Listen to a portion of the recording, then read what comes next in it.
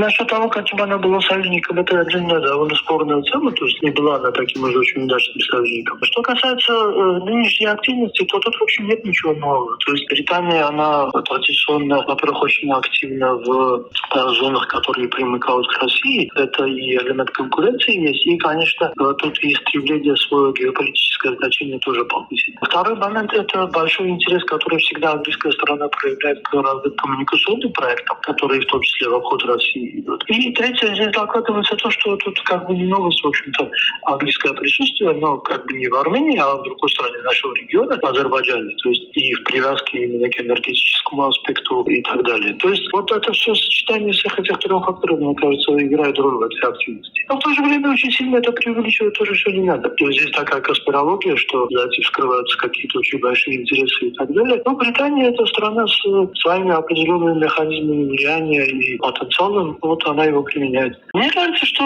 здесь не столько роль Армении возросла, сколько это все происходит в контексте и комплексе вот этого проекта Трампа. То есть не сама по себе роль Армении выросла даже, а роль Армении выросла именно как страны, через которую маршрут будет пролегать. Конечно, тут есть и момент определенного отхода Армении от России, что, естественно, в Англии приветствуется и поддерживается. Но в то же время, пока мы видим, что вот дальше вот каких-то конкретных заявлений, особенно стороны не продвинулись. То есть вот, чтобы это все в какую-то практическую плоскость переходило, не наблюдается пока что.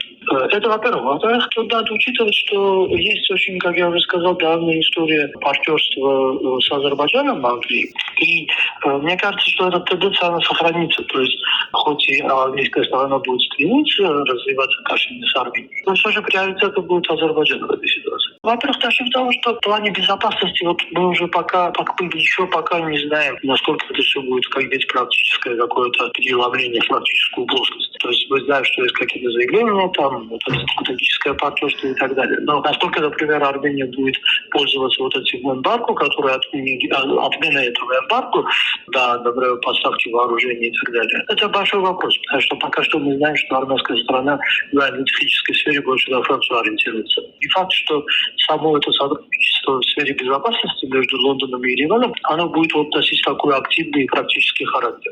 И, во-вторых, противоречия не возникает, потому что, как я уже сказал, само это развитие отношений с Арменией, оно больше происходит именно в контексте этого проекта 3, в который, как мы понимаем, и Азербайджан входит, естественно, но и который в дальнейшем, скорее всего, или, по крайней мере, это в какой-то форме обсуждается, будет потом развиваться в направлении Турции. Ну, как мы понимаем, уже никакого противоречия нет, потому что все эти страны будут в рамках этого проекта действовать. Я полагаю, что учитывая тесную вовлеченность Турции и координацию американских усилий в направлении достижения мира между Арменией и Азербайджаном, конечно же, в Анкаре осведомлены о мирном процессе между Баку и Ереваном, скажем так, гораздо больше, чем это осведомлены где-то в какой-то другой столице. Я полагаю, что заявление Эрдогана следует рассматривать в первую очередь в этом контексте, поскольку сегодня мирный процесс между Арменией и Азербайджаном в основном продвигается при фактической модерации Соединенных Штатов Америки. И у меня есть впечатление, что граница между Арменией и Турцией, как минимум для лиц, имеющих дипломатические паспорта, откроется уже ориентировочно в январе 2026 года. То есть Турция со своей стороны также небольшими, но тем не менее шагами будет идти в направлении установления окончательных дипломатических отношений с Арменией. Это будет символический шаг. Мы понимаем, что это не означает окончательного открытия границы. Вполне возможно, что граница будет открыта также для граждан третьих стран, но говорить об окончательном разблокировании закрытой границы со стороны Турции пока что не приходится. Я полагаю, что господин Эрдоган говорил именно об этом. К великому сожалению, не удалось. Приходится констатировать, что Анкара по-прежнему тесно координирует процесс с Ереваном, с Баку, но это все имеет какой-то предел. Мне кажется, что в Турции есть определенное недовольство неуступчивостью Азербайджана в этой связи. И, насколько я понимаю, в случае, если мирный договор между Арменией и Азербайджаном не будет подписан и в 26-м, вполне возможно, что Турция пойдет на односторонние шаги и разблокировать границу Армении без учета мнения Азербайджана. Это просто как одна из возможных версий развития событий. Но мне кажется, что все-таки, скорее всего, есть большая вероятность, что мирный договор между Арменией и Азербайджаном будет подписан все-таки в будущем году. И это позволит Турции проявить большую, скажем так, ориентированность в направлении разблокирования, окончательного разблокирования границы Армении и установления дипотношений между Анкарой и Ереваном. Это не вопрос мастерства, это вопрос показухи больше всего. Но если вы внимательно посмотрите, многие из этих стран, они